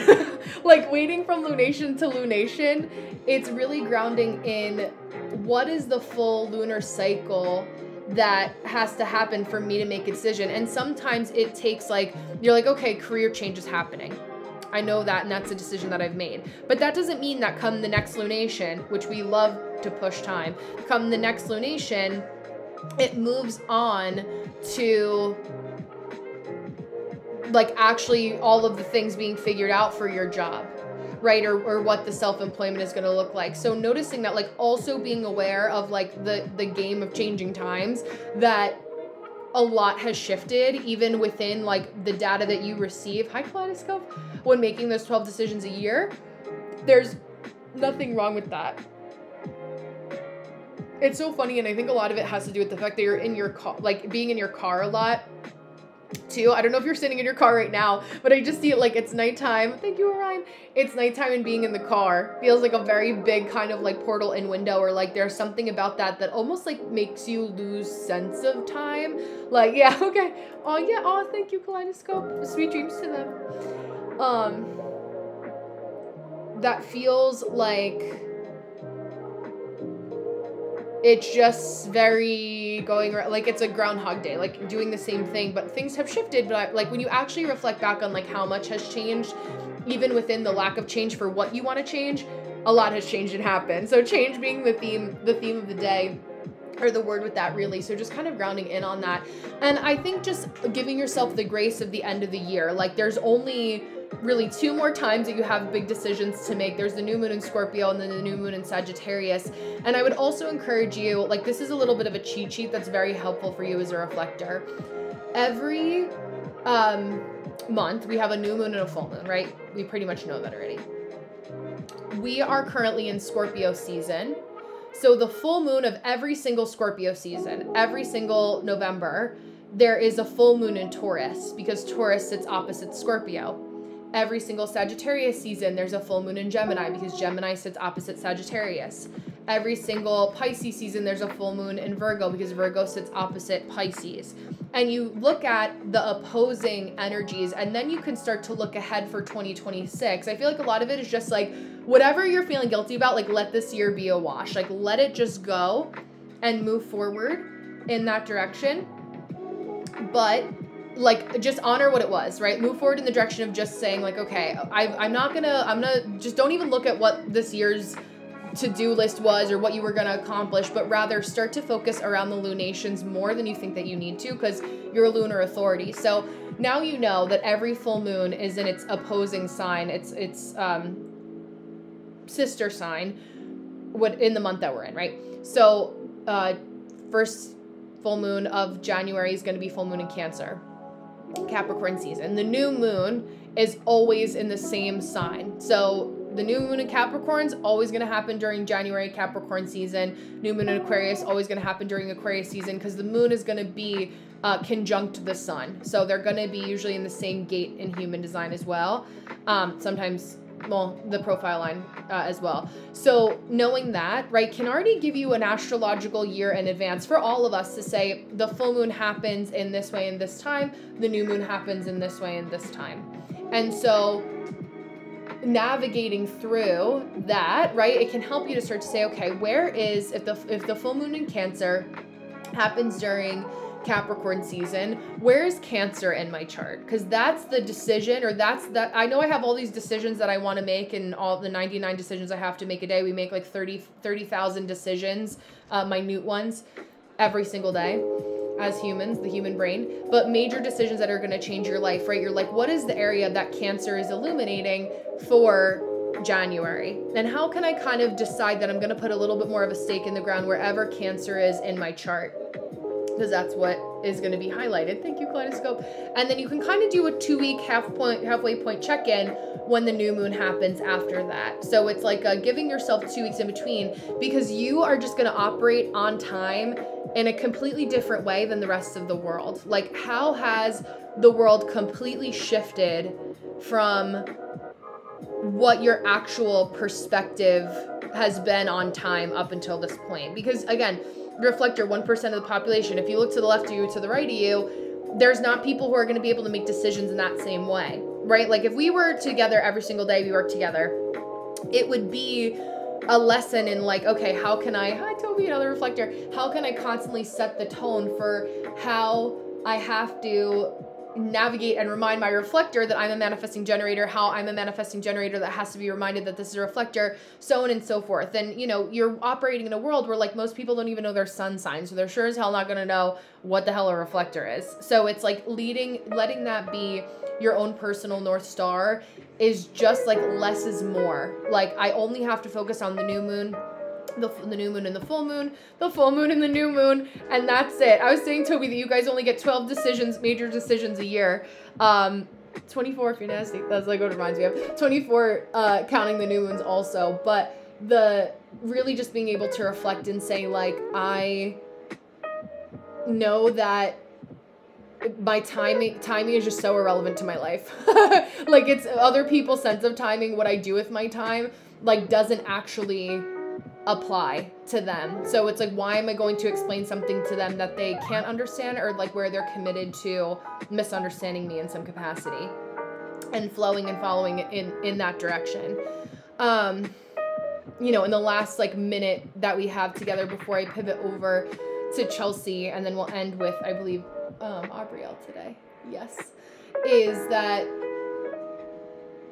getting yourself worked up about what you thought your life was and wasn't going to look like is the exact thing that's keeping you stuck, because comparison is literally the thief of joy. And like, you don't know what people's actual step ups were in life to get to where they were, to have the house that they have, to drive the car that they have. They could be broke as a joke and everything is on a credit card. And do you actually want to live that way, stuck in the hole of consumer debt? Yeah, you have your great house, but now you're filing for bankruptcy. Like, it's like, there's so many things that are coming out in the wash with how people actually aren't as sustainable.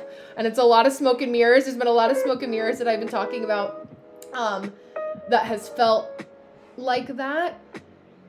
I would just not be as concerned. You know, it's like opinions are like assholes, everybody has one. And it really doesn't. It's just letting it go, focusing on your full moon, focusing on your new moon, and grounding in that in the most beautiful way. So yeah, they don't get it no matter how hard. Yeah, and it's like, where is that just wasting energy that you don't even have to begin with? So it's like, okay, clearly we're not going to come to a conclusion here. Like, go bye. I'm good.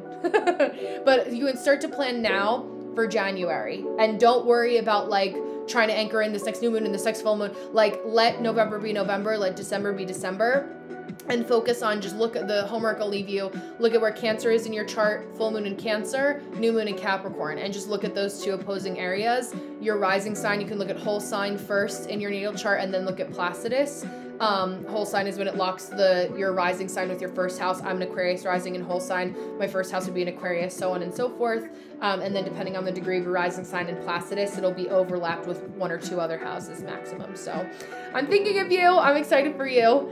And yeah, it's true. Yeah, we live in a world where most people don't know their sun sign, right? Like, that's why I was like, when I first started human design, I was like, oh, everyone knows about this already. What a joke. Like, here we are, and I'm like, I meet people every single day that are like, what are you doing? What is that? So we can all laugh at me now together. Okay. And now pivoting over to beautiful Chelsea. So more guidance and advice, just kind of grounding in. I feel like you've just had to have a lot of armor around you for a long time, Chelsea, where also talking about, like, you know, a lot of the concepts that we're talking about are just like the mother wound in general, and feeling like historically creating a space where like you could be around, or I don't know if historically was the right word, but like being around a lot of women, it's kind of like, I feel like this community aspect and what you're creating, Hi Simon, will be like exposure therapy for you. And we don't think that the two are going to be related in any capacity, but it's like when somebody that you like attract has the same reaction in your community to mentorship about the way that your mom would have or wouldn't have said it, like what does that kind of feel like? And as we grow in business, like where can you start to find it's the ultimate like accountability partner, having your own business and growing something new because you want to make sure that you're stepping up. I know. Like congratulations, now you are. Like it's the ultimate accountability buddy because it's like there's no, in spiritual work, especially now moving forward. Yeah, Jay Shetty could hide for a little while. Who else? I don't know. Like domino effect of whoever else comes to mind. But after a while, when you're in this realm, like you start to realize like why people have done things for a cash grab versus where are people doing things because it's actually aligned with like truly listening to like what the people and the community that they're serving want. So ultimately, as we go through our experiences, it is a matter of getting more data to respond to. And also with like Gemini placements as well, it's like going to like when you are doing a community and mentorship, like you are now creating a dynamic, which is good for a Capricorn North Node, where you have to be reliant in the eyes of society because the population that you're now helping, right? It's like there's a level of of holding being the grounding Saturnian anchor that your people need to be able to rely on, and knowing truly how your nervous system has the capacity to hold that container for people is a growth point. You know, it's like there are a lot of people who want you to pay for their service to tell you, sell you this pipe dream of what they think it's going to be. But then the reality of what it is usually something different. And you have to just kind of sit with yourself and say like, oh, wow, like I really have to like hold the mirror. And I see like a lot of my Gemini, more so Gemini risings too. I don't remember. I want to say you're like I know you have a lot of Gemini, but I don't know if your rising's Gemini as well. But basically it doesn't like to be trapped, right? It's the twin. So it's like we're looking backward and we're looking forward, but where can we, Pisces. Okay. I love that. But where can we kind of look here and feel in, right? And I think like knowing what's in just enough structure where you feel good, but not so much structure where you also feel, because it's still mutable, you're rising, that like you don't want to feel super boxed in. That's some of the data that you're going to be getting as you start this new venture. So being able to like know that there's a frequency of anchoring that you're holding by stepping into this new energy of your North Node Capricorn energy, but also noticing that like with some, because I have this too, because my moon is conjunct my North Node in the 10th house as well. And so there's a lot of people that want me to mommy them in a lot of ways. And it's easy for them to be like, well, Brenda knows everything, so I'm going to ask her every question under the sun. Whereas like I am one person that offers a service under this umbrella, but I don't have the frequency of like keeping people, sucking at the teat of my energy all the time, right? I am not mommy. I'm not, I say this all the time, I'm a mentor, I'm not a mom-tor. And that's really important, where people think that they understand that, but especially like, I just say that with your South Node in Cancer as well, like there's just being aware of where that can happen too. Yeah, exactly. And that's where it's like there's longevity when you don't try to rush what you know is meant for you. It's like nothing that's meant for you is ever going to pass you by. I've had numerous people that I've blocked on this app because like they'll even and I think it's such a joke because like in the human design community, it's literally called like at its core, the science of differentiation. I was just responding back to this for somebody in Patreon today, Amanda, who's a projector, on my Gate 44 video, and how, it's a science of being different. So if you literally look at your design, it's following in that direction of like, what is your design actually telling you? You know, like how do we structure it based on your human design? And there are people that will have come on and see the way that I communicate about human design and will like rip off the exact verbatim, but actually have no real life experience of knowing what they're talking about. And it shows very quickly. And that's where it's like the crashing and burning happens. And to make sure that you have like your CYA forms where like, if people do what you say and they don't get the results because they're not doing it authentically as another energy type, as a Gemini rising instead of a Pisces, right? Like whatever your mentorship is, like have your shit tight where like they can't come back and say, refund me my mentorship money because, you know, this didn't do what I thought it was going to do. When really it's like, no, you just didn't listen and you thought that you could come in, rinse and repeat my exact formula, having no context for the fact that like I'm a manifesting generator, not a manifester, and it doesn't work like that. So just, I'm giving you some things that I just know intuitively, like having gone through it myself, you know, 6 years ago now, but also having the skin in the game, you know, and just knowing intuitively of like what are some of the things that are going to come up that you don't actually expect, because the data that you get, hi K-Love, is never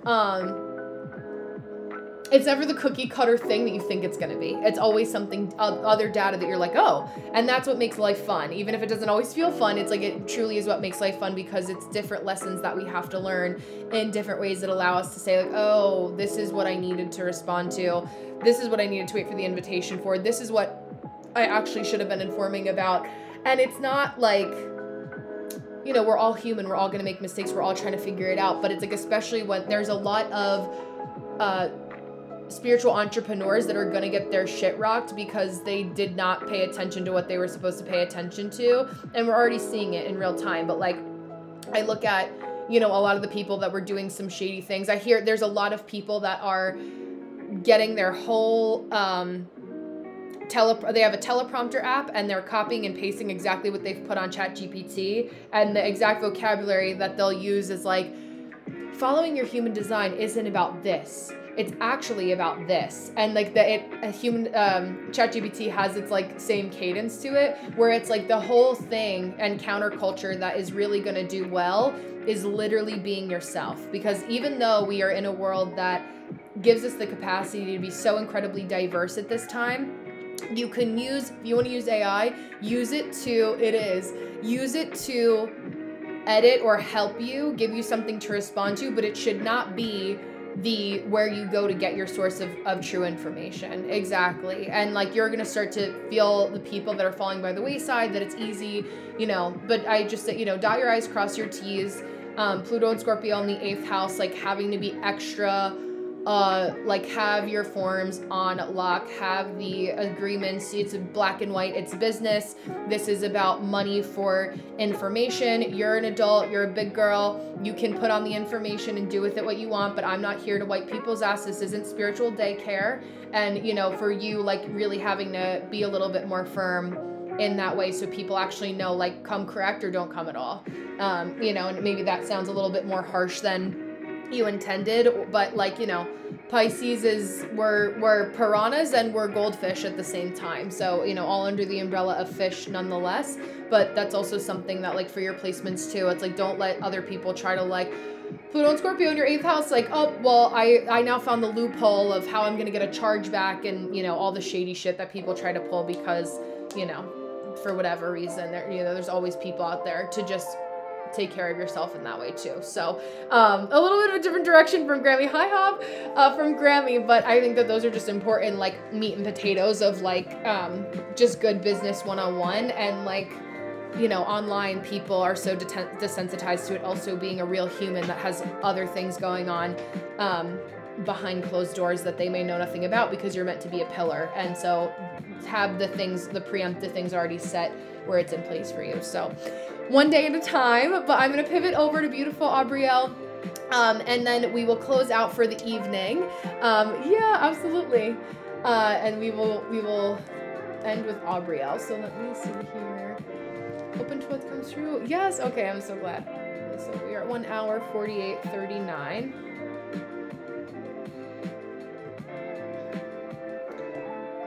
Yeah, just kind of.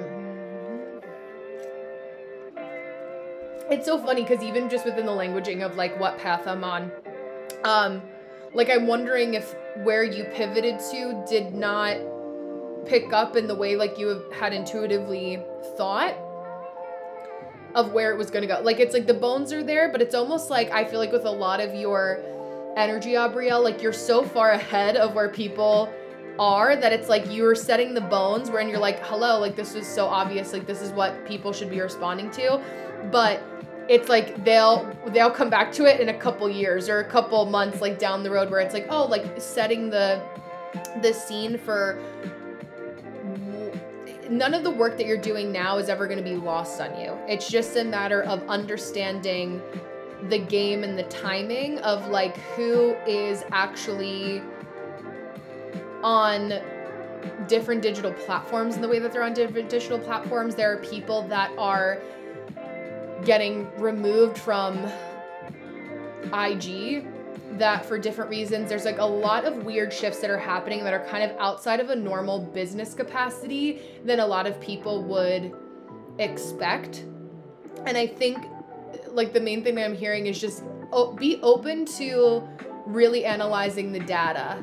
Like it's not you. There's nothing about like what you've created that's like bad, but it's like I feel like there's like an intellectual gap between who you need to reach and the people that you're actually getting exposed to generally. Cause you also have like matured out of a certain capacity. I really see you like doing a lot more in person than you want to. Probably, honestly, like it's like wanting to be like, oh, it's the holidays and I want to hermit, but like I think that there's an opportunity for you to work with just like where are the more higher level performers, business folks, like where do they kind of exist, and also kind of setting up a table, really doing some like real IRL, like human to human reconnaissance mission, which will turn into, like I always say with my IG, like most of the people that follow me on there, of course there's overflow like you and I between different apps, but most of those people are people that I know in person, that I've met at other events, and then that will be a way for you to kind of maintain those relationships because you're consistently posting and there's like an opportunity. I really like, even like, I know speaking always comes up for you. Yeah, exactly. That's what it feels like. And I think, you know, a lot of us can say that Instagram is just kind of an interesting portal, you know, like where, hi Jaden, welcome, or Jaden, welcome. I read your name in reverse. I always do that. But there's an opportunity for, I almost like steakhouses, golf courses, like where is that kind of, I keep picturing like a country club that is in Monmouth County where I grew up, that's like on a river, and that kind of vibe. Like who are the people that like can just pay you the $10,000, and the people that pay you the 10 grand can sometimes complain less than the people who just pay 10, you know, because the 10 was even a stretch for Faith. Yeah. Energetically, I should be somewhere like movies. Yeah, oh my God. So I was just gonna say, when I was mentioning New Jersey, because where I'm from, there's this old military fort that was across the street from the church that I went to when we were kids, and they're changing it into, Netflix just bought it, and New Jersey is basically becoming the new Hollywood. So it's funny because I rapid fire through like Bruce Springsteen, Bon Jovi, who are all in that area where that country club is. And then Fort Monmouth, which is like, New Jersey is basically becoming the new Hollywood. And there's also some loopholes with the amount of taxes, or some kind of like film tax situation where it's less expensive for them, cheaper for them to work in New Jersey instead of California in a lot of ways. And a lot of people have moved, blah, blah, blah. You know, New York is right there. You can buy a home and all that kind of stuff. So I would recommend even joining like some sort of like backstage, you know, like, or backstage, yeah, is that the app? Or just places where you're like, let me just go and kind of just be an extra in a movie, and then just kind of look at the lay of the land. What does that work look like? And I'm interested too, like when you say movie sets, studios, like who, like when you think of that, like is it because you want to be pivoting yourself, or like you want to work with the high, like like high achievers, if you will, like people who work long hours, like on the sets too. Oh, creative director. I love that. I love that. Yeah, I wonder if I would also look into if there's any way that you can kind of look into different casting. I don't know a lot about what happens when you are in that vein, like how one goes to apply to be a creative director, or like what those rooms will look like. But any place, I don't know if because there's a lot that you can also do that kind of goes around like the big,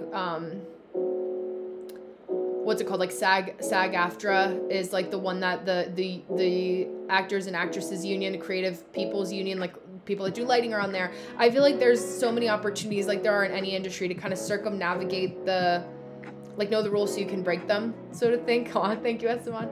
So, like, where do the creative directors hang out? You know, and looking at, like, if you looked on a LinkedIn, or if you look at the creative directors from movies that you love, or more recent movies, or movies that were filmed in Atlanta or, like, close by, because Atlanta is also a big, like, film location, even where you're from, too. In the South, doing a little bit of a behind-the-scenes reconnaissance mission to start to explore. Because if you have that inkling, that's there for a reason. So it's not a matter of, like, should you or shouldn't you do it, but, like, how do you go about doing a little bit of a research to find, like, where do those people exist? You know, and what are the bars or the restaurants that they're hanging out at, like the steak dinners, things along those lines, because that's going to be a little bit more effective in that way, too. And just start to crack the door open. And I feel like even, like, there just feels like there has to be somebody that you know already that you may not have been thinking of, but maybe just sit and go through like your old like FB friends list, or people that you haven't spoken with in a while that you're like, oh shit, like I knew they were in film, but I didn't know that they were in this regard. And it's all about, you know, a lot of it is about who you know, but being able to make yourself known in rooms where people should know you. And, you know, we only have ourselves to blame when we don't go out and do those things. But I really feel like there's a lot of opportunity for you in person, and just being able to bring a lot of beauty to your corner of the world. And like any beautiful Virgo woman especially is going to bring like such a structure to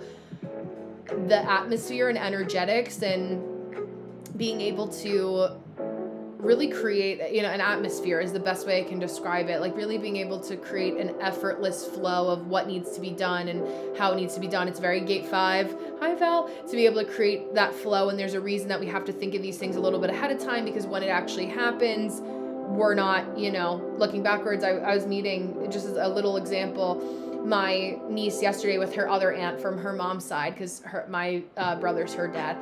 And I texted them the address to where we were meeting as the halfway point, because we both live 2 hours from each other.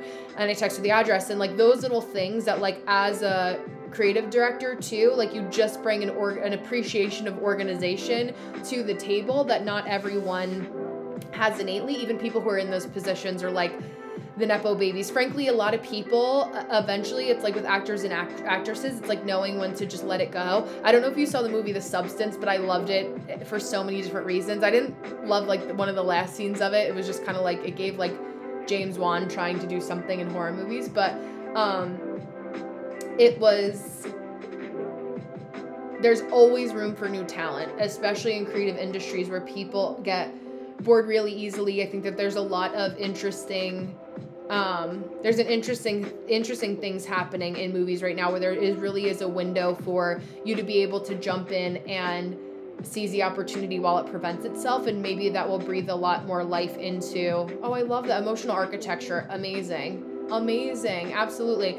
Also CYA form, make sure you're taking care of your intellectual property. And just because somebody's nice initially doesn't mean you should share everything. Give them enough to make them interested. But like I'm like, ooh, emotional architecture, like I get it, but like tell me more. Like, you know, it has to be more than just like an expensive bottle of wine and a steak dinner that gets them the information, you know, like dollars and cents ultimately, especially when it comes to being able to protect your intellect and the newness that you're bringing to the table. Because I mean, I was in, as you know, arts and music management in New York City for many years, and I saw a lot of people, you know, get fucked over, for lack of a better way to say it, because they didn't have the right sort of flow going into a conversation. I don't think that you're like that, but I think it helps to say, like, knowing when you have it written down that you're not bringing all of the secret sauce, like, to the meeting unless there's actual things happening, especially with a lot of the men that I worked with, generally speaking, in the arts industry. Like, the male artists that I work with were just like a lot of guys that were looking for groupies and people to ghostwrite their ideas with no credit, even though that wasn't the agreed upon contract, you know, because they didn't want to sign a contract. So contracts are what actually get things done. Yeah, I know. And that's like, there's a good, just finding that lens. Less is always more, and people can always feel your excitement, and finding that balance of just creating, like, kind of like PRing yourself and saying, like, I am the talent. I deserve to get compensated for what I'm doing. And it's like a healthy expansion of a new threshold and a new ball game that you haven't been able to, like, you're stepping into, like, you're cracking open the expansion of what feels comfortable. It's like a yoga pose where, you know, our yoga teacher pushes us a little bit down further in child's pose, and that's where we feel like, okay, this is a little uncomfortable, but there's comfort. Good night, Ro. There's comfort in the discomfort there. And so I think that there's a lot of knowing the people who have your back and the people who pretend to have your back just because it benefits them, because your defenses are down a little bit around sometimes people that you wouldn't expect.